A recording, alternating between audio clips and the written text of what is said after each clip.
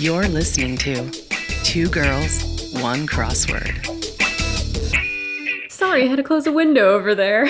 You sure you're ready? Yes. This girl can't chat, but she can run 5 errands in the middle of the recording. Oh, sorry, I gotta... Poor Chelsea, I told her, I was like, we have to do a quick recording today, and then I come on and I have like a million problems. She's got 99 problems, and it's this recording is the one. I had to close a window. Oh, a window, right. Well, we're starting off again. Just the two of us. Back in the saddle. We're here. We're back. It's good to be back. It is good to be back. I'm excited for my topic today. Okay, I'm excited for my topic today. And I told Matt my topic, and he's like, that sounds like something Grace would do. And I was like, it is something Grace would do. So, but I feel like it's something I would do too, so I don't know. Interesting. Well, we'll see. I guess we literally will eventually see. Yeah. But, you know, we're back. It's been a month? Almost a month. Well, I guess a month since when this comes out. It'll be a month since like the last time we had a real full episode. Yeah. It feels like we've been off for a very long time. I have greatly enjoyed the time off because I edit all the podcasts. So it's like a lot of work. And when I have to not only record, I have to do my research, record, and then I have to edit the podcast every week. So it's really nice when I have like 3 weeks where I don't have to do anything. I'm just like, I have so much time.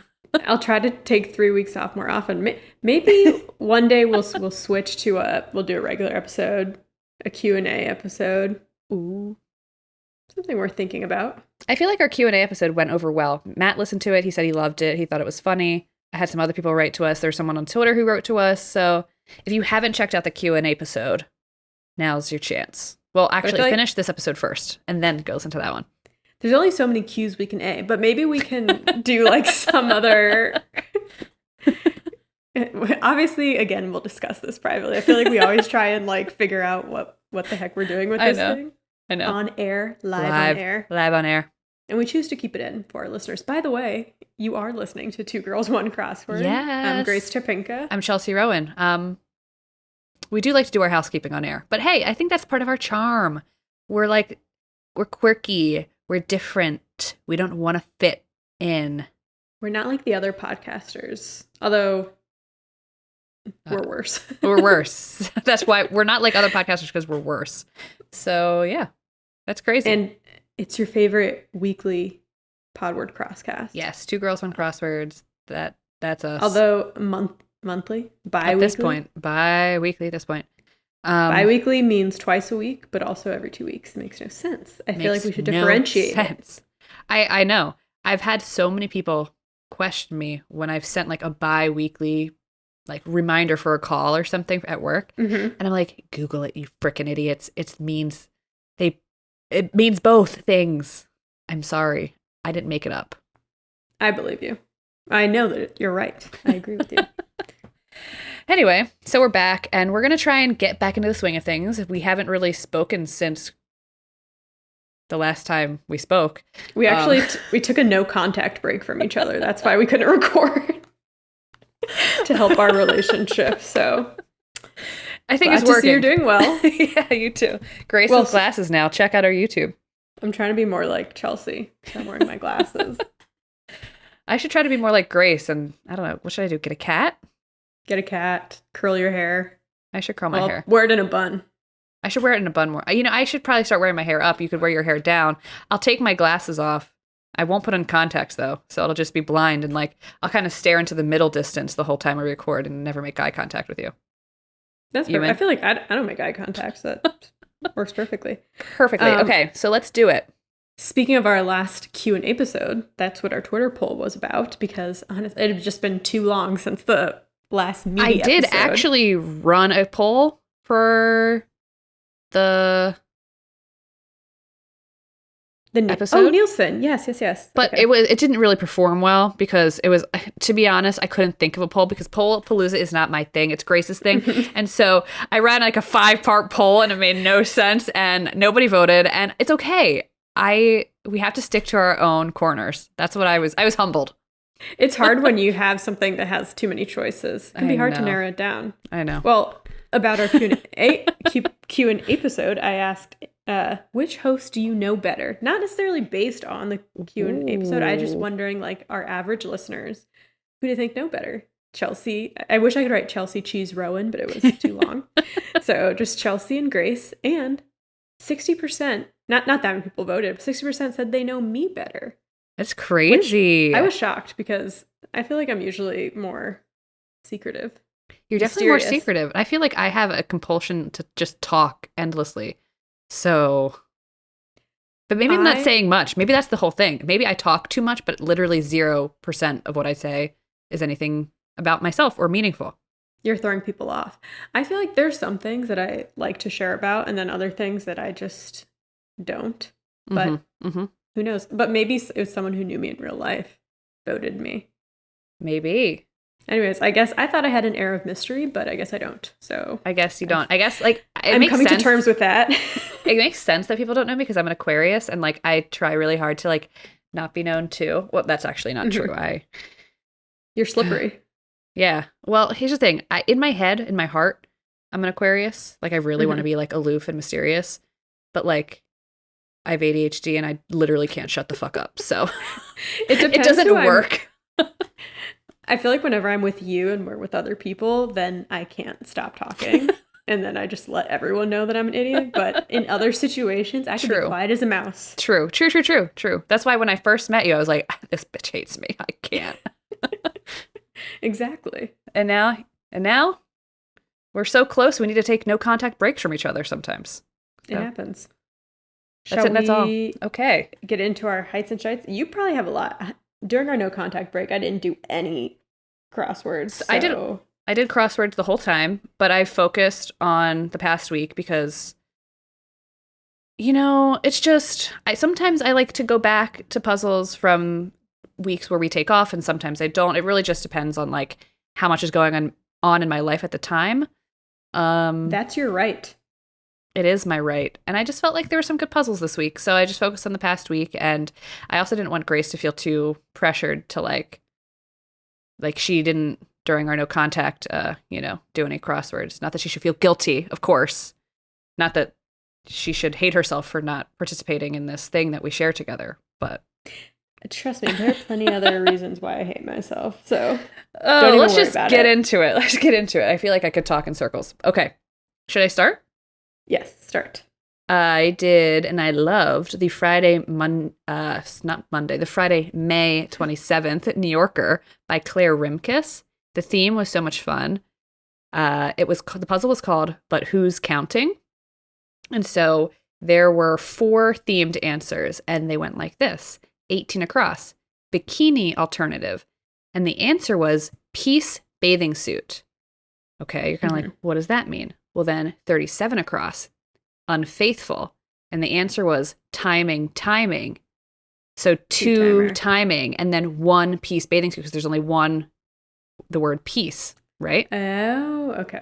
So then 45 across, win back-to-back championships. And the answer was Pete for 3-peat. Mm-hmm. And then 65 across was adjective describing many sedans. And the answer was door for 4-door. Which I thought was amazing. A lot of fun. It's fun, right? I also liked 14 across, revolutionary concept in astrophysics, ? Orbit. You gotta love it. And then I liked 69 across, quote, pregnant person, pregnant man, or pregnant woman, end quote. The answer was emoji. Oh. And then 30 down, some find it hard to carry, though it weighs nothing at all. Grace, I should come to you. A hole? No. Shame? A tune. Oh. Sorry, I'm on that riddle kick. I know. There was a riddle in an escape room we couldn't solve, and it made us both feel really dumb. It was something like that. It's like, it's filled with nothing. It weighs nothing, but it makes, like, if you put it in a can, it makes it lighter. And the answer was whole, but it... Right, of course it was whole, but we were like, I don't know. Anyway. What else? What do you got? What do I got? There was a theme that I liked in the Tuesday, May 31st New York Times by Sam Bootbinder and Brad Wilbur. The revealer was 38 across, suggestion to defer discussion and what might be said of 4 other answers. And it was let's put a pin in it. Then the 4 other answers were voodoo doll, cloth diaper, bowling lane, and ATM machine. Nice. The cluing for the other ones weren't anything that exciting, but the answers are good. yes. And then also I learned something on that one. 31 down, nickname for Benedict or Edgar. The answer was Ned. Ned. I didn't know that either. I knew Ned was a nickname for Edward. Right, yes. But Benedict? I would have called him Benny. Yeah. Or Dick. Your name is Benedict. Please don't go by Ned. Yeah, seriously. You heard it here first. We're on our hands and knees begging you.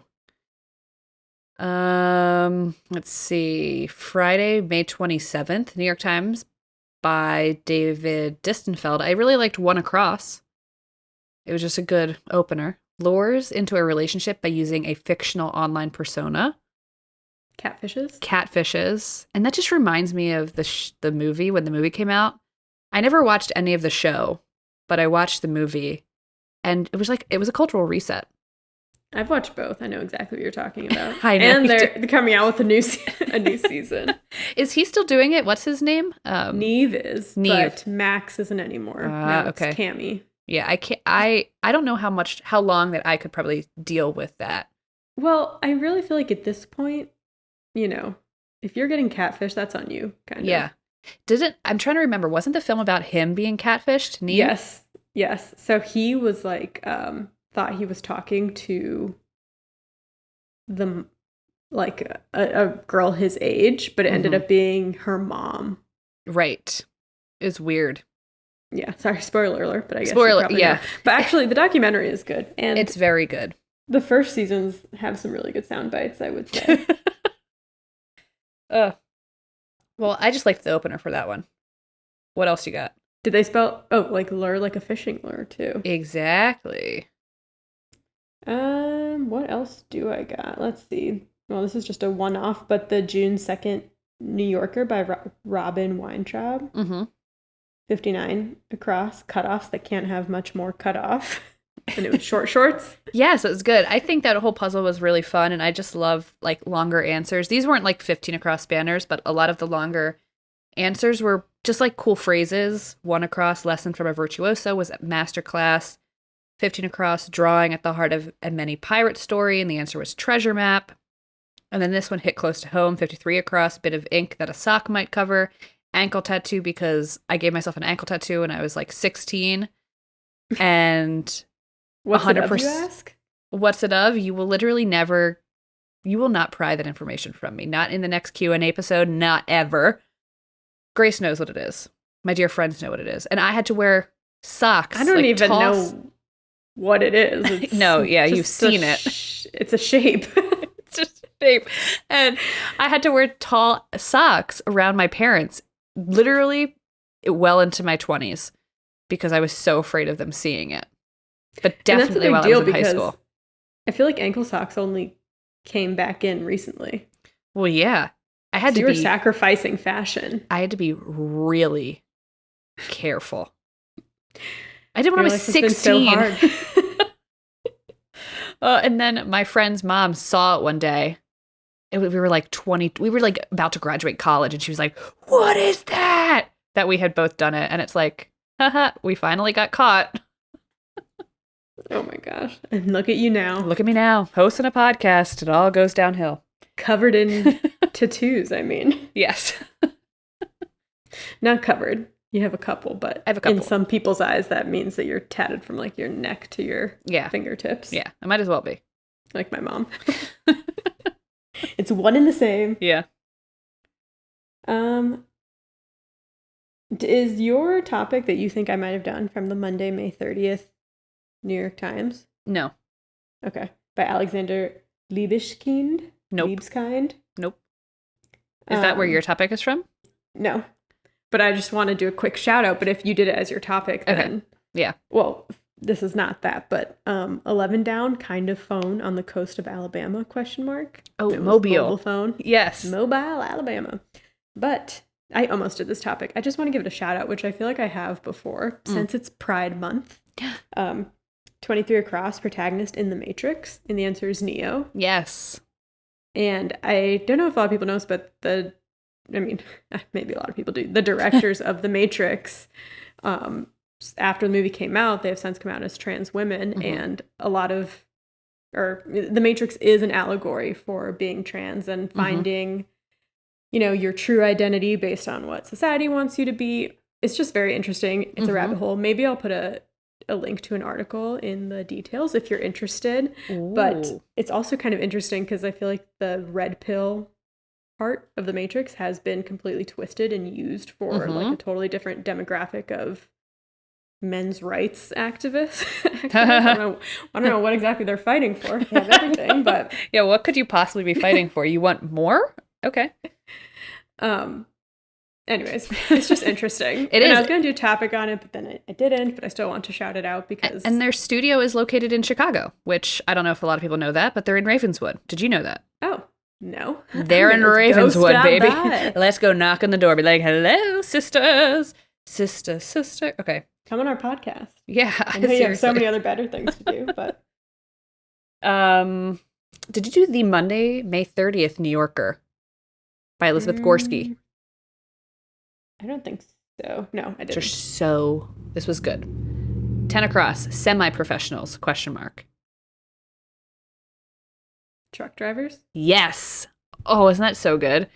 It is. I also said it with an inflection to let you get the answer, because I could have read it like semi-professionals. So you're saying that I didn't actually deserve to get that. No, what I'm saying is, so actually, Matt sometimes makes fun of me because I will read the question mark clues out loud and in different inflections just to see what it is that they're asking. And he'll like make fun of me and like repeat it after me, like when I do the different inflections. And I'm like, you don't get it. Because sometimes the inflection is all you need to know what they're talking about. Anyway, speaking of more question mark clues, 12 Across, writings by gifted authors, ? I tried not to inflect in this one.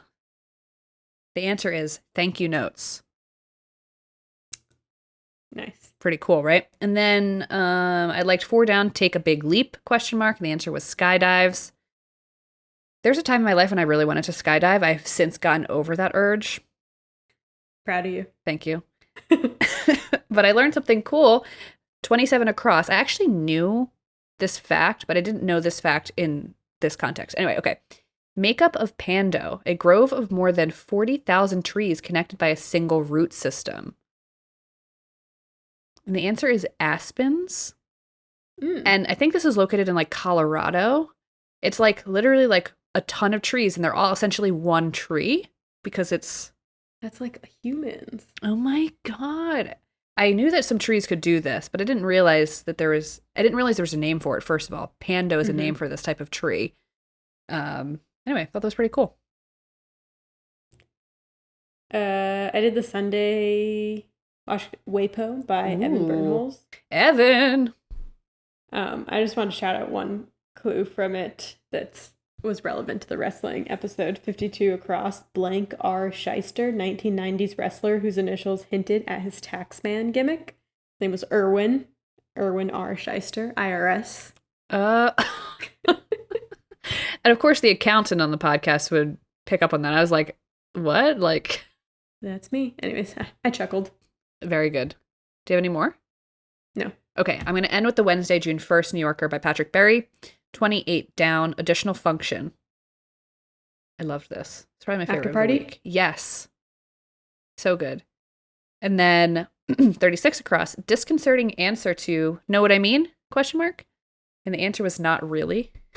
And I'm like, is that disconcerting? It's more like, I'd find it so effing annoying if someone was like, if I went through like all the lengths to be like, blah, blah, blah, blah, you know what I mean? And then someone's like, no. I'd be like, my blood would Depends start what boiling. You're asking. If you're like, you're supposed to stop at the red lights. Know what I mean? Someone's like, not really. True. And then I also learned another fun fact. Did you know home of the only publicly owned NFL team is in Green Bay? Yeah, I knew that. I had no idea that was a thing. Green Bay Packers. They're community-owned franchise. I think Look at me. I'm like a sports genius over here. I think it's because they were potentially going to move, and the only way to like keep them in, like the owner was going to sell it.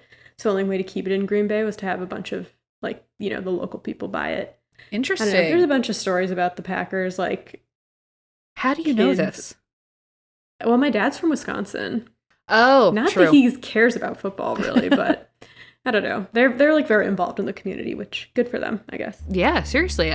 According to Wikipedia, there are more than 537,000 stockholders. Mm-hmm. And you can't own more than 200,000 shares, apparently. Maybe I'll just own a little bit of the Green Bay Packers. Let's own the Green Bay Packers. Sure, I'm a cheesehead. My nickname's Cheese, so it works out. Cool. Cool. I guess it's time to flip a coin. Flip the coin. All right. Who's gonna go first? I'm flipping a long time away. Anything the could coin happen. now. I'm sick. It's tails. Me? Okay. Who? Little me. Well, we'll see. Chelsea seems to think that we potentially might have the same topic. I'm not sure if you did this puzzle. My topic comes from the puzzle I was just talking about, the Sunday Wapo by Evan Bernhol's Business Meetings. Okay. 75 down. Traveler's Rest Area, ? The answer? Sleeper car. Sleeper car. Okay. That is not what I picked. And I also didn't do that puzzle, so that's crazy. Right, so that's we're crazy. safe on all accounts here. Yes. All right. The sleeper car. Very exciting. Have you ever stayed in a sleeper car? I have not. I've traveled by train, but never like long distance enough to need a sleeper car, although I feel like I saw something on your Instagram recently about something. Yes, I did my first sleeper car experience in Thailand. Cool. It was really fun, and I would love to travel that way, but it's very expensive to take a sleeper car. More expensive than a flight, even in Thailand. But of course, things are just cheaper there if you're American because the conversion. But I would love to take one in the U.S., take one down to visit my parents, but they're like crazy expensive. I've always wanted to do the Chicago to California, that one, and that's like $9,000, like that level of insanity. And they have like, if you wanted to do like the nice sleeper cars, because I feel like, you could sit in a chair the whole time, but I don't know if I want to do that. You got to do the upper berth, lower berth. It was really fun. I love sleeping on it. I loved sleeping on a train, the balance of it all. But yes, I think Amtrak occasionally does do deals, but you have to keep your eye out for it. So something to think about. But okay. I'm not going to talk about Amtrak. I'm going to talk about the first like big sleeper car. And it was actually in the US, and this is one of those topics that got kind of crazy. Like I was researching it, and then it was just like more and more wild things keep happening. So let's get into it. Okay. The first sleeper cars were invented in the 1830s, and they were primarily used in London, of course. London? But they weren't very comfortable or even that common. One man came and changed the sleeper car game forever. Okay. And his name was George Pullman. And guess where he was from? Connecticut. Chicago. Pullman. Of course, there's a ton of Pullman stuff. Also, it reminds me of, sorry, I keep thinking of Archer because of the sleeper car situation and do you remember that whole episode in Archer? Do you see Archer? No. I've only watched a couple episodes. Okay, never mind. Continue. So, yes, it makes sense that he's from Chicago. All the Pullman things, it's all coming together. Yes. There's a lot of, it's very Chicago-centric. So, ooh, okay. A lot of this information is from an article on SmithsonianMag.com called Traveling in Style and Comfort, the Pullman Sleeping Car by Jimmy Stamp. So Pullman was a cabinet maker, an engineer, and an overall businessman. He made his first real money by raising Chicago buildings above flood level, which apparently is a thing that you can do. So the city had raised its streets and sewers, then he came in and raised the buildings. Apparently, he was so good at this that businesses were able to stay open while they were being raised. I don't know if that's actually true, but basically he made a bunch of money doing that there's two levels to Chicago. Obviously, there's like upper and lower whacker, but like if you are walking in the loop downtown and they're doing construction like on the street and you look down, you can see where the buildings used to sit before they were moved up. It's crazy. It's kind of crazy. Well, thanks, Pullman. Because Thanks, he basically did everything, and he got a bunch of money.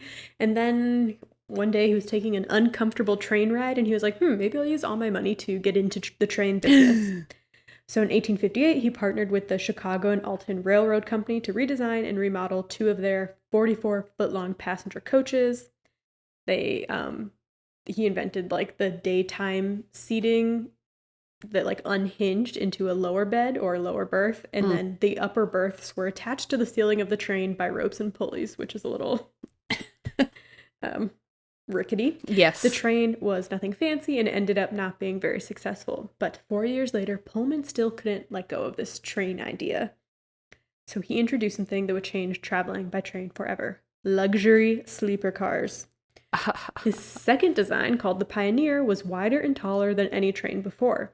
It used trucks with springs to reduce bouncing and shaking. The walls were a rich, dark walnut wood. There were brass fixtures and luxurious plush upholstery on the seating. And there was like chandeliers and, you know, kind of what you think of when you think of like old time sleeper cars. Yeah. Yeah. During the day, it was just like a fancy train car, but at night it would transform. The seats unfolded into lower berths, upper berths folded out from the top of the car. Pullman porters, who we will talk about later, came by to add sheets and privacy curtains. But the trains were so huge that they couldn't be supported by any of the existing tracks, and it was almost another failure, but it was all saved by a national tragedy that we kind of talked about in a previous episode. After President Lincoln was assassinated, the government decided to use the luxurious Pullman car for the last leg of his funeral train. So the car would just be like attached to an existing train. So since it was like so fancy, you know, they're like, needs to be the caboose, if you will. And I will. The funeral train. So every station and bridge between Chicago and Springfield had to get renovated to be able to accommodate this train car. Dude. And then the train car got so much publicity from all of that it basically like overnight became a huge success. Everyone wanted to try it. They were like, Lincoln was in it, I want to be in it. Exactly. Long distance train travel was primarily used by the middle and upper class. And by 1867, Pullman was running 50 different cars on 3 different railroads. But he never sold the cars. He would basically contract them out to different railroads. So they would be added to regular passenger trains, and then he would like make money on people paying the extra fare to use them. He also added a couple new things to train travel. One, the hotel car, which was basically an apartment on wheels. That was for like very rich people. A parlor car, a dining car. The dining car. Didn't exist before. And most importantly, a vestibule, which made it easy to travel from one train car to the next. Before you were going on like, you know, CTA style, the rickety little joints. Still stresses me out when people to go between the cars on CTA, and I'm like, if I witness somebody dying today, I just can't do that. No, I don't think I've ever done. Actually, I think I did it once when someone threw up. I've done it Desperate once. times, though. I've done it once on like in Rome, travel between cars, but it was nicer to travel between cars in Rome than it is on the CTA. I'll tell you that. Yeah, especially you're like underground in a tunnel. Yeah. The trains also like kept getting fancier and fancier and more ornate. Some women's magazines in the 19th century even said that the overly ornate interiors were a, quote, violation of good taste. Oh my God. But the criticism of his gaudy decor is the least of Pullman's discretions. This is where we're going to kind of take a turn into American history here. Okay. So the Pullman Company had a huge role to play in the history of unions and African-American workers. Most of the porters who worked on the trains were formerly enslaved people. The Pullman Company became the largest employer of African-Americans in the country. So this was like, you know, right after enslaved people were freed, and this is like one of the biggest and best paying places they could get a job. But it wasn't good. I'll get into it. Yeah. This information is from history.com. Pullman porters is like the name of the website, and then the tag is, they were overworked, underpaid, and demeaned, but generations of porters on the Pullman Palace Car Company helped promote the rights and futures of African Americans. Kind of a mouthful. I think they need to work on their titles there. But Yeah, trim it down a bit, yeah. yes. So even though Pullman was the largest employer, the black workers were underpaid and treated terribly by the racist train car passengers. They were never addressed by name by the passengers, but instead called George, which was Pullman's first name. They often worked 400 hours a month with little time off. And while their salaries were envied in the black community, they were among the worst paid of all train employees. They relied on tips, which saved the company money, but encouraged porters to solicit tips, which basically fueled that reputation of like the grinning Uncle Tom. Yeah. Who, because they had to like exaggerate their, politeness or whatever, they were relying on tips. That was like their main wage. And we'll get back to that later, but the story takes another turn because Pullman ended up buying 4,000 acres of land about 14 miles south of Chicago. He built a train car industrial plant and 530 houses for his workers. It basically became a little town, and he called it Pullman. So it was Pullman, Illinois. This information is from WTTW.com, the 125th anniversary of one of America's biggest strikes by Daniel Hotzinger. So Pullman, the town, was supposed to be like a perfect town. It had its own school, church, parks, library, theater, and hotel. All the buildings were made of beautiful red brick. The homes were all row houses, each with their own backyard. It even had one of the Midwest's first indoor shopping malls. Another callback. Okay. And this sounds kind of nice compared to like other tenement houses that was more common in industrial areas at the time. But of course, it wasn't picture perfect. If you wanted to live there, you had to sign a 32-page lease. They had all these like rules that were supposed to keep the town moral. You had to ask permission if you wanted plants. You couldn't sit on your front porch. There was a dress code. Alcohol was only served at the bar in Hotel Florentine, which was named after Pullman's daughter, and only hotel guests could buy it. So if you lived there, you like couldn't drink. Everyone who lived in the town worked for Pullman. Rent was automatically deducted from their paycheck, and the residents had no say in the government. Like everything was controlled by Pullman. So it just kind of became, it was like a place to work that also had housing. And kind of reminds me a little bit in a way of like these huge like Microsoft and Google campuses where they like have all these things for everyone, but basically they just want you to like never devote leave your life to them. Yeah. It reminds me of the Sorry to Bother You movie. Yes. Yeah. It's like what is it? I forget what it's called. It's like Next Generation Capitalism or something. Yes. Anyway. Yes. Pullman also had a huge mansion in the town where he would throw galas. So everyone else was in row houses, and then there was like one street that had all these big houses for all the like high people in the company. Yeah, but what about the high people? Like the higher up people? Were they allowed to drink? Did they? Probably. Were they allowed to have plants? Exactly. Crazy. By July 1885, the population in Pullman exceeded 8,600 people. It was ethnically diverse. Less than half of the Pullman residents were native-born, most being immigrants from Scandinavia, Germany, England, and Ireland. This wasn't the porters in Pullman. It was like the people who worked in the mostly like in the industrial plant there. During the 1893 World's Columbian Exposition in Chicago, they had a like transportation exhibit at Pullman, and basically people came to see this model town is what he called it, and a lot of people praised his experiment, but some labor leaders were like, no, this isn't right, and then other capitalists were doubted it could be profitable because Pullman created it to keep people at the company and like basically make a profit off of taking rent out of their paychecks. And spoiler alert, it never was profitable as profitable as George said it would be. Unhappiness of Pullman employees and citizens came to a head in 1893 during a tumultuous financial time in the U.S. that really impacted the railroad industry. Pullman laid off a third of its workers and cut the wages by 25% of people who still worked there. He also started doing pay per piece wages, which I assume means you just get paid for how many like pieces you make, but there wasn't a huge demand. Oh my God. However, he did not adjust the rent, utility rates, or prices at the company store. And remember, rent and utilities were automatically taken out of your paycheck, so people were basically like getting nothing. Jesus. That same year, Eugene V. Debs formed the American Railway Union in Chicago, ARU. It was a union for white workers of the railway.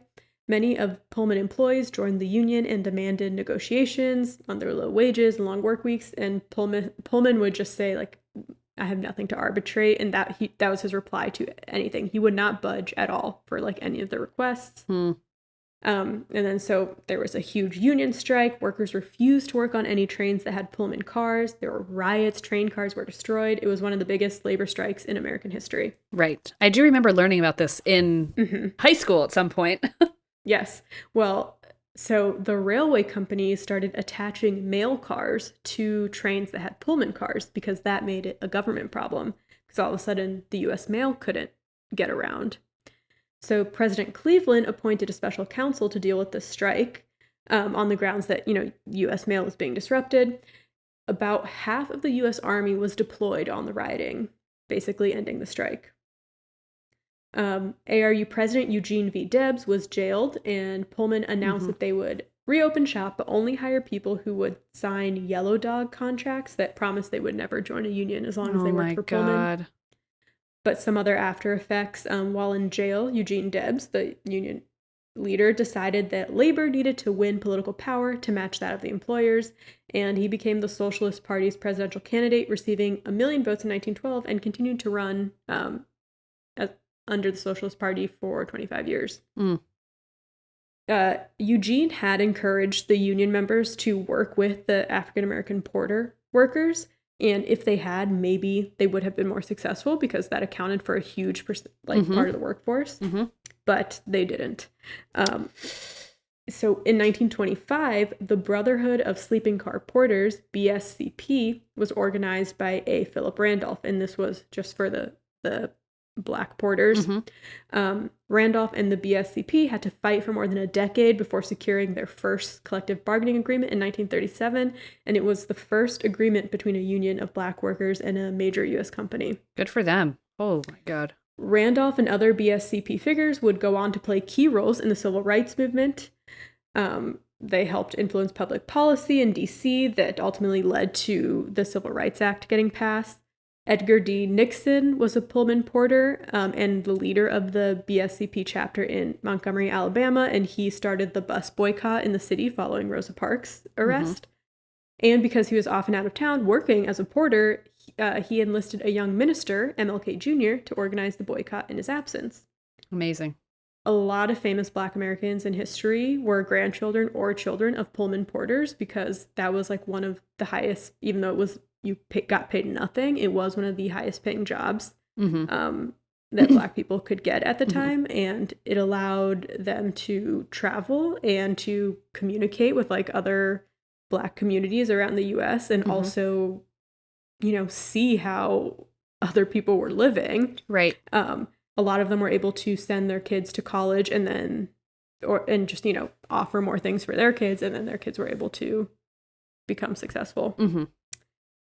As for Pullman, he was once a respected businessman, but he died basically being hated for his inability to budge when it came to worker rights. He died 2 years after the riot and was so scared that his tomb would be desecrated that he insisted that he was buried in a lead-lined coffin inside a reinforced steel and concrete vault. And guess where he's buried? Graceland? Yes. Graceland Cemetery, which is a cemetery in the north side of Chicago that we have definitely gone by many, many times. So field trip. Yes. Curse his grave. Yeah. The following year, the Cancel Illinois George Supreme Court, Pullman. Sorry. Yes. The following year, the Illinois Supreme Court ordered the Pullman Company to give up ownership of residential property in Pullman. So it is now a neighborhood on the south side of Chicago. We should go. I think it'd be cool to see. A few of the buildings remain in our historical landmarks, like the hotel and some of the at least front parts of the row houses. And then we're just going to end on this quick side note. Guess who took over the Pullman Company after Pullman died? Who? Someone that we talked about in the Coincidences episode, Robert Lincoln. President Lincoln's son, who witnessed like 3 different presidential assassinations. I was like, please don't say Benny Franks. I know it's not possible, but please. So is he becoming a recurrent character? I feel like he must Could be. be. We've got a couple recurrent characters. We've got Benny Franks is like legend of all legends. Mm-hmm. Ice King. Ice King, of course. Robert Lincoln. Robert Lincoln? I really feel like we need to get some women here. We need some women. Like, I feel like the reason we have gravitated to these men is because they're just crazy, and not necessarily in a good way. Well, I don't have anything to say about Robert Lincoln really, but yeah, we're still unsure about him. Obviously, Pullman was a jerk. Benny Franks, I don't know. I mean, I assume he did bad things. Well, wasn't he like really into women? I think didn't he die from syphilis? Something. We should have whatever. talked. That's not like a bad thing. No, it's not. I think he was like having relations with a lot of people. That's not a bad thing either, depending on how he did it. Right. I feel like he was married and also having relations. So. Okay. Yeah. But this is also vague memories from a time long ago when I cared enough to read about Benjamin Franklin. So don't hold me to it. Either way, we will come up with some women. Promise. Yes. It's because like women aren't doing. It's like these men just show up and wreak havoc in like different areas. It's exactly what it is. That's why. They touch history in such a way where that they literally shatter the timeline, and we have to talk about them. Yeah. And not in a good way, folks. Anyway, cool. Thanks, Pullman. We should definitely go down there and check it out. And then stop at the cemetery on the way back. Yes, of course. All right, so that means it's my time to go, and I'm talking about the Friday, May 27th, New York Times by David Distenfeld, 52 across. First name in gossip. The answer is Rona. Rona. Okay. Have you heard of this name before, Rona? I don't think so. Okay, I had not either. Mm-hmm. And this is 100% a topic that you would have done, Grace. So. Because I'm a chismosa? Yes, we both are. But, okay, so we weren't familiar with this name, but apparently this Rona, her name is Rona Barrett, is one of the most popular and notorious gossip columnists from the 50s onward. Okay. I'm going to read you a little quote. Quote, over the course of her 40 years in the gossip industry, Barrett became known as a ballbuster, an indefatigable, I can't pronounce that word, reporter, and a legitimate pioneer. Her name has faded from national consciousness, yet her innovations remain. She was Barbara Walters and Nikki Fink and TMZ all rolled into one, and she did it first. Reporting industry information, power shakeups at the studios and box office figures for a national audience, that was Miss Rona. Hosting hour-long interviews with Hollywood stars, Rona. Getting those stars to talk frankly about sex on national television, all Rona. End quote. We love it. We love it.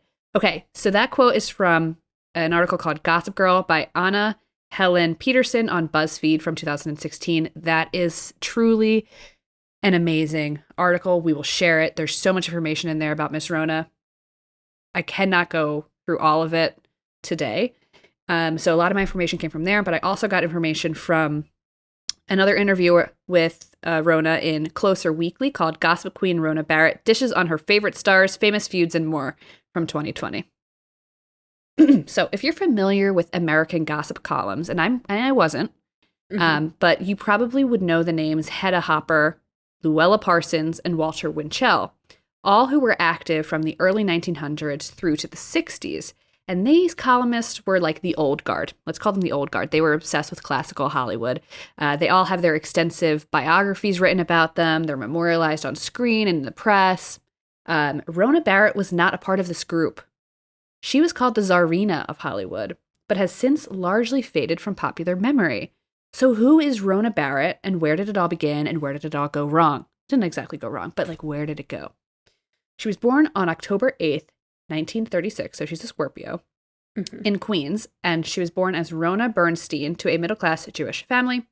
While she was very young, she was diagnosed with a rare form of muscular atrophy that had her in and out of hospitals for a huge chunk of her childhood. Of her disability, she said, It made me feel different, and therefore my curiosity factor was always up. Why did you say that? I'd say. What did you mean by that? And by high school, everyone came to me. They'd say things like, oh, I love this girl so much, Rona. She let me feel her titties. Then another guy would come by and say something similar. And afterwards, I realized I never wanted my name to be in any man's mouth like that. End quote. Okay. So she essentially took on the role of confessor and priest. Those were her own words. She called herself a confessor and a priest. People were drawn to her. She had curiosity, and people just told her anything and everything from a very young age. She was fiercely independent. When she was 13, she took a train into Manhattan from Queens, and she showed up at the office of a record company that represented Eddie Fisher, who at the time was just some random young singer that Rona had seen perform at the Catskills, who eventually would become like a huge star and the father of Carrie Fisher. Okay. So she went to this record label, and she was like, hey, I want to start a fan club. And they're like, okay. And so fan clubs were essentially her first foray into the entertainment industry. And she did a lot of really cool things with fan clubs for many different up-and-coming artists like Frankie Avalon, for instance. And she kind of like formalized it. She really wanted to make fan clubs more into like formal organizations, like political organizations, for instance, that had like actual power to get artists' records played rather than just being like groupies and like little girls who just like wanted to write to the stars. She actually wanted them to have power. Anyway, she did a lot of cool things with fan clubs. Anyway, so at the time that she went into the record label, she made a conscious decision to change her name from Bernstein to Barrett because it was less Jewish sounding. We've heard about this before. We've seen this in a couple of our topics. It happened with Lauren Bacall. She also changed her name. So anyway, as Eddie Fisher's stardom rose, thanks in part to Rona's fan club, she realized that Fisher hated Jewish girls. Quote, Jewish girls are nudges, Barrett overheard him say. I wouldn't date a Jewish broad if my life depended on it, end quote. And so like her dreams were crushed. She used to really like Eddie Fisher, and then she was like, oh, fuck, he's an anti-Semite, so fuck him. And she said that his anti-Semitism stayed with her entire life, and she was reminded of it every time someone told her how smart she was to have changed her name. So, sad times for her. In 1957, she found work as a secretary at Bell McClure Syndicate, which was essentially a pulp publishing house. They made cheap magazines, genre novels, etc. And she knew right away, one of the things they also published were fan magazines. She knew right away that a majority of fan magazines were stuck in the past. Classic Hollywood was dying. The types of stars and their traditions were slowly going out of fashion. Only middle-aged women cared about what Clark Gable and Joan Crawford were doing. The new audience wanted Dean and Brando and Natalie Wood and Elvis, and she knew that. She, quote, you could see that there was going to be a sea of change, and I wanted to be a part of it, end quote, is what she said. In 1958, Evelyn Payne, the new hip editor of Photoplay, which was a popular fan magazine at the time, bought Barrett's idea for a column on, quote, young Hollywood and sent her out to LA, and kickstarted her career. As things go in LA, her New York friends introduced her to LA friends, and press friends started spreading the rumor that she was the heir to Parsons and Winchell. Remember, Parsons and Winchell were the old guard Hollywood gossip columnist. So all of Rona's press friends were like, she's going to be the one to take over. She's going to like, change the whole scene. This was how Rona insinuated herself into the group of young up-and-coming stars: Frankie Avalon, Nancy Sinatra, Fabian Forte, Tommy Sands, Jimmy Darren. She said most of her information in her columns came from things she overheard at parties. Quote, I always weighed my words carefully. I never broke a confidence, never wrote to hurt anybody, believe it or not, end quote. But she had no tolerance for celebrity bullshit. She hated press junkets where stars would give fake or practiced answers. Rona said she would walk up to people and say, do you make $100,000 a year yet? Or how good of a fuck are you? Or what do you really think of your half-assed co-star in your last picture? So she would say things like that. And most of the time the stars wouldn't answer those questions because she was so they were really taken aback by her. But because of her personality and because of her presence being at these press junkets asking these questions, it would actually make the stars relax a little bit and almost open up more and become more personable with the rest of the press that was there. So she really had a way of commanding a room and going in and just shaking things up, which is pretty cool. In 1960, photoplay rival Motion Picture offered Barrett more money for her column, but there was one stipulation, and she had to, quote, take out after someone every month. So essentially, if she was going to move over to this new magazine, she had to pick one person a month to, like, essentially dig up dirt on and cancel. Exactly. And this was a pretty big deal because fan magazines like Photoplay, which is what she used to work at, they weren't doing well because in the mid-50s, scandal magazines such as Motion Picture and Confidential started popping up. These new scandal magazines exploited newfound freedom of Hollywood stars. So prior to this, in like classic Hollywood, like the golden age of Hollywood, all actors were signed to studios and they were sent through like etiquette training and like how to speak, how to walk, how to interact with the press. And all of that was basically out the door now in the 60s. None of that existed anymore. So stars were out literally doing whatever the hell they wanted. And the press was having a field day. They were like, these stars are literally crazy. And so because of this, like scandal magazines started popping up, you know, like the precursor to TMZ. Okay. And it was basically like an apparatus to show how stars were misbehaving. Oh, look, we've got a new star. If you're on YouTube, because the star purrs too much. Yeah, he's a noisy star. But if you're on YouTube, you get to see the dangling legs of Arnold as Grace put him on the ground. Very undignified. Sorry about that, Arnold. Okay, so yes, so she was offered this job. Like, you have to basically dig up dirt on this person once a month. And Barrett didn't want to do scandal like most scandal magazines were doing it. Instead, she wanted to focus on hypocrisy and wrongdoing. And so if she perceived that somebody wasn't a good person or they were doing something wrong, that's who she would pick as her target and like go after them. And I'm like, hey, works for me. Yeah. So her first target in Motion Picture was Frankie Avalon. But here's the story.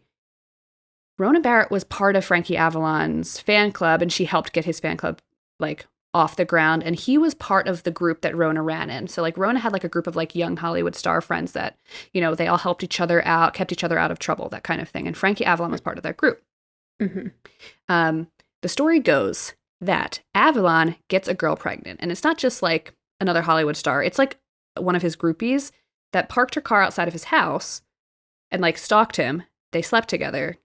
He got her pregnant. And then the girl started making demands of him. And Rona paid the girl off and was like, hey, leave him alone.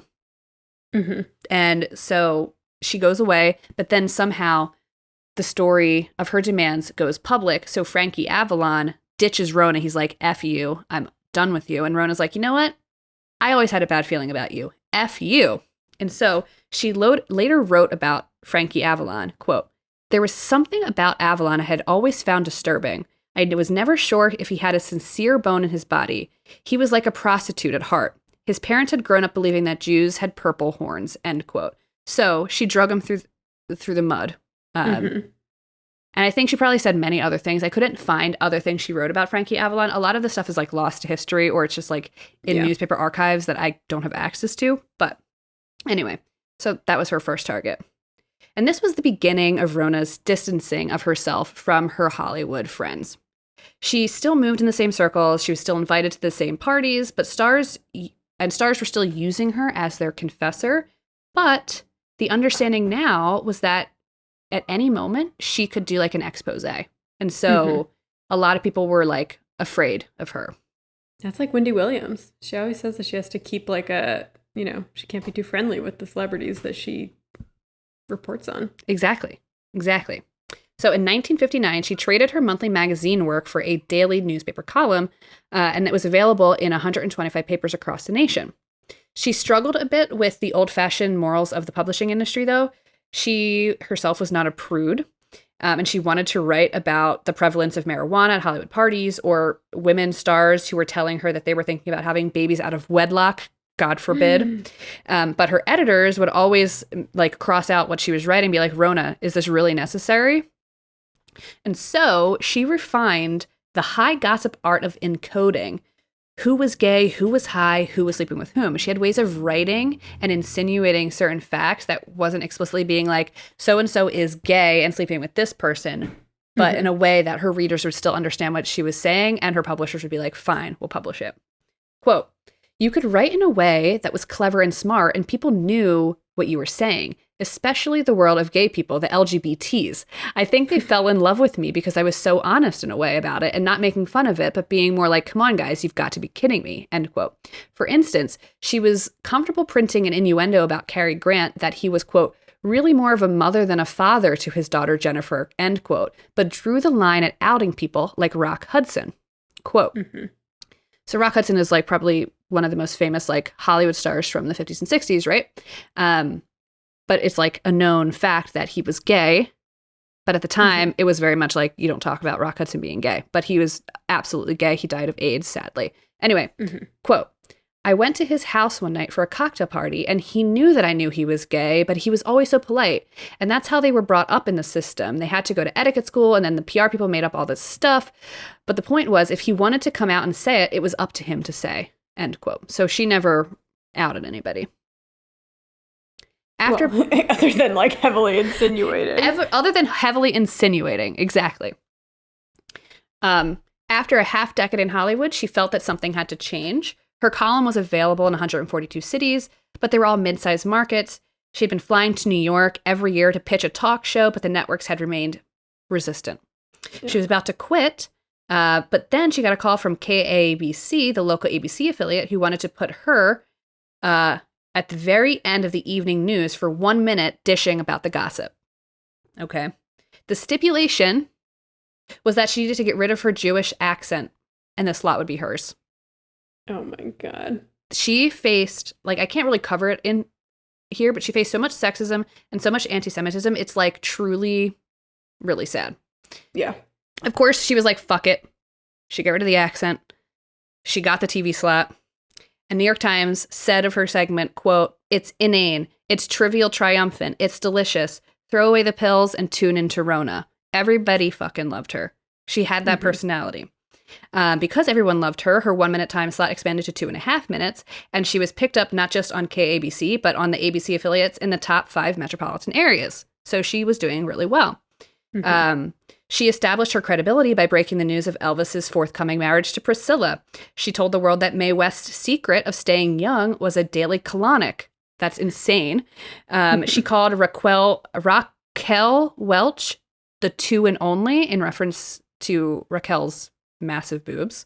By 1969, 40% of the country could see Barrett 5 days a week. I know. Okay, here's another quote. From the start, Barrett's broadcast was a mix of high and low, camp and news, troubling the distinction between the hard, masculine news delivered by serious white men and the soft, feminine gossip delivered by frivolous women. The resultant tension was exacerbated when ratings on the nightly newscast began to climb. In Los Angeles, the station had doubled its ratings, lifting it from a lagging third to tied for first with CBS.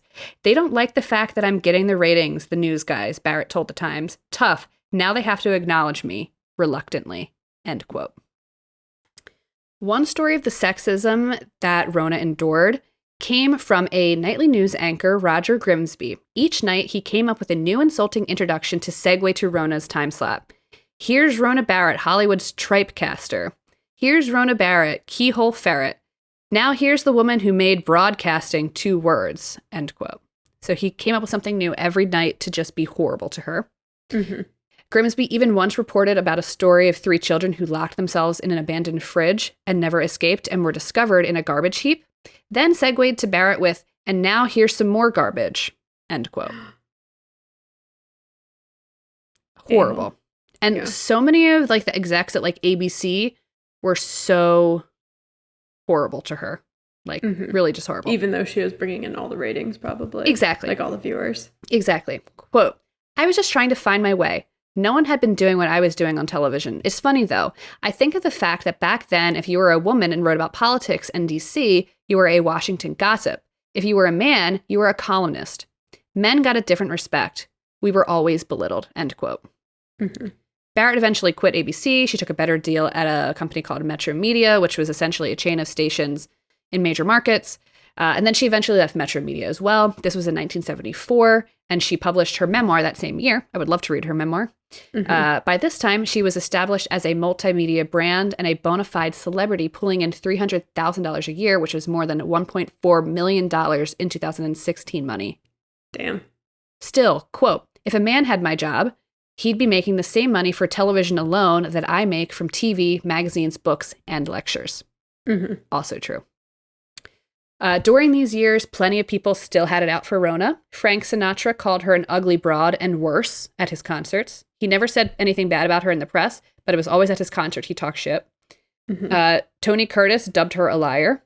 Ryan O'Neal mailed her a tarantula, like a live tarantula. The FBI had to get involved in everything because they weren't sure if it was a poisonous tarantula, in which case he would have to be arrested. It was not a poisonous tarantula, but...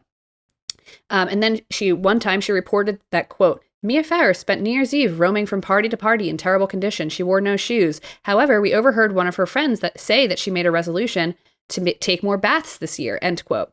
And so when Farrow heard about that, Farrow and her date dumped a bucket of champagne on her at a Hollywood party. Oh my God. Well, she's just reporting on what really happened. I mean, hello. But Rona was still doing her thing. She became known as the first columnist to host intimate hour-long specials in which she interviews celebrities at length. Some of her famous ones include Cher, Tom Cruise, and Rock Hudson. These were intimate sessions, and celebs would come out of them calling Rona a psychologist because she just got people, and she got them to talk. There's the Tom Cruise interview is really interesting because he was really young at the time. I think it was like late 80s, maybe, when she interviewed him. And she was like, something was always weird about him because there was no information on him that I could find. But she's like, so I called his mom and I talked to his mom. And the mom tells her that he had been studying for a very long time to become a priest and ultimately decided against it. And so the first question she asked Tom Cruise is like, so why were you studying to be a priest? And like, it basically like blew the whole interview open, and like they had like a really genuine interview. Wait, was this before or after he joined Scientology? Do you know? This was before. Okay. And so after the interview, Tom Cruise left and he was like, she's a nice woman, but she's a psychologist and I'll never talk to her again. Because like he was like, I felt like I was talking to a doctor, because that's like how she conducted her interview. She like really was trying to like drag everything out. Another famous moment is when she was on Good Morning America and she had Cyndi Lauper on, and she asked Cyndi Lauper, like, what's the most devastating thing that's ever happened to you? And Cyndi Lauper told a really devastating story about losing her best friend to a car accident, and Cyndi Lauper like crying on live television. And after that, Rona's bosses were like, if you don't make every single guest cry, then you don't get to be on the show. Like, you need to keep this up. Oh my God. Her interview with Cher is also really famous because it was really early, I think, in Cher's career, if I'm remembering, and they were sitting on Cher's bed.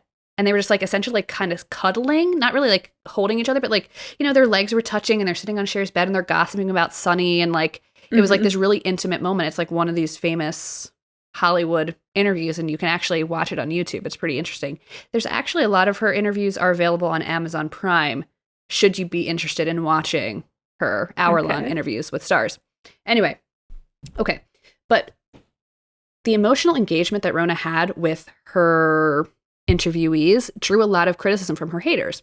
Quote, I did an interview with Rock Hudson right after his heart attack. He was talking about his feelings of death and looking out the window and wondering if he'd ever be able to walk the streets or not. It was deep for him, all of people, to be talking about something like that.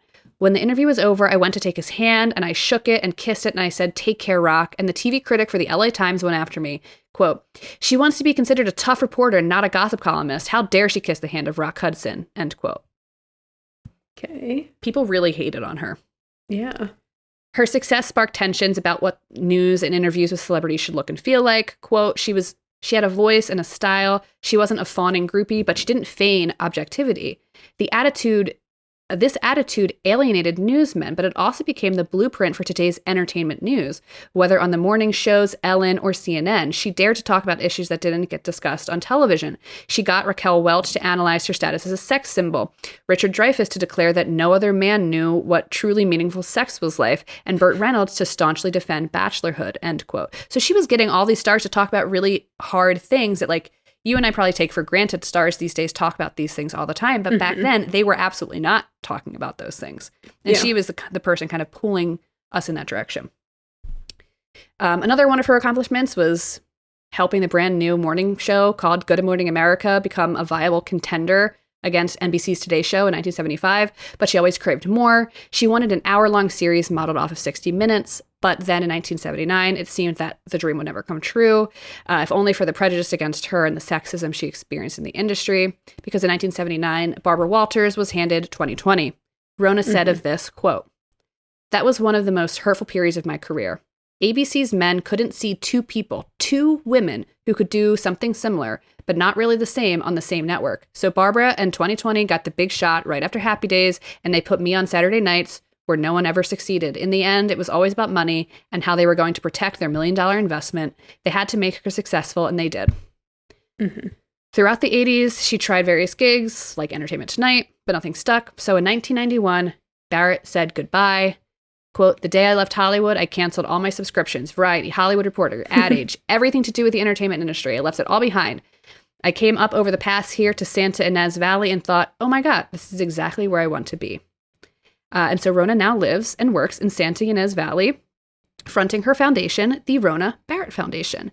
And the mission statement from the foundation is this: "Please join us to make sure that vulnerable seniors can have the golden years they deserve. We create innovative solutions for affordable housing and supportive services for seniors in need and advocate for seniors everywhere." And so that's what she's been doing since 1991. Like, literally, it's all she's been doing. Wait, how old is she now? She was born in 38. Okay. So she's pretty old, but she's still alive. Her most recent interview was in 2020 that I saw. Mm-hmm. Yeah. Good for her. I'm going to end on a quote. It's a longer quote, but this article was so fucking good, I have to read it. Okay. Mm-hmm. Quote, "Barrett slowly but fundamentally altered the type of information we consider newsworthy, blurring the distinction between hard and soft news so thoroughly that it's never been rebuilt. Barrett's work was always campy and saucy and just this side of scandalous. But like all gossip, it also sparked conversations about female sexuality, sexual orientation, AIDS, celebrity drug use, anti-Semitism, and women in power. That the hard news, for all its directness, sometimes cannot. Barrett fought against those who dismissed her work on both the personal and industrial level for decades. Today, dozens of men and women in all corners of the media scape continue to fight, battling different but not dissimilar forms of insult, devaluation, and sexism. What Barrett, Walters, Nora Ephron, and Connie Chung endured, Katie Couric, Diane Sawyer, Tina Brown, the cast of every female-driven talk show, the vast majority of female sports and education reporters, and everyone who's written for the Styles section endure." And this is the last quote from Rona. Quote, "I've always said that history repeats itself. It just wears a different dress." Very true. Well, yeah, I mean, I liked the part in the beginning where it was like she was talking about hard stuff that the news, who tries to be like, you know, serious and supposedly like covering everything, sometimes can't talk about. Exactly. And it's especially interesting at that time. Yeah, and it's interesting to think, like, you know, we see crazy shit in the news all the time. We see celebrities doing and saying crazy things all the time. But that was very, very new when Rona hit the scene. Yeah. You know, like, she pioneered being able to talk about that. Like, you know, TMZ recognizes that Rona Barrett, without her, they wouldn't be a thing. You know, not saying that TMZ should be a thing, but, you know, like, yeah. I just think it's very interesting. And some of the photos of her with all the stars, like, there's a great photo of her with David Bowie. Oh my God. Some really cool shit. She looks amazing. She looks very glamorous. There's a fun story about her plastic surgery journey in the article. You guys have to read the article. We'll put it in the link, the description. And there's a lot of fun stories of like different celebrities that I could not include because I just don't have time. So yeah. Well, I am definitely going to look up, maybe I'll look up her Tom Hanks interview Tom Cruise. Yes. I am interested. Yes. He's very young, like very young. Yes. That's it. And that's all for me though. That's Rona. I love her. I know. By the way, my stomach growled in like 2 different times. Just if people hear it, I wasn't farting. It was just my stomach making like an internal noise. But anyways, besides the point, if you want to see these pictures that Chelsea's talking about of Rona with these celebrities and of these luxurious train cars, you can follow us on Instagram at the Good Evening Girls. Or you can head over to Twitter and you can participate in the awesome polls that Grace puts out every week. We are called the Good Eve Girls on Twitter. Come on down. Say hello. And we're also called the Good Eve Girls on TikTok, if you care. If you care, and you should care, because we care. Mm-hmm. So yeah. Yeah, well, all right. That's it. That's it. And that's all all. we got. We're back. And we're back and better than ever, I'd say. yeah. And until next time, make sure to keep curious, listeners, because we are curiously curious about you. I don't know. Mm-hmm. Well said. All right, guys. Bye. Goodbye.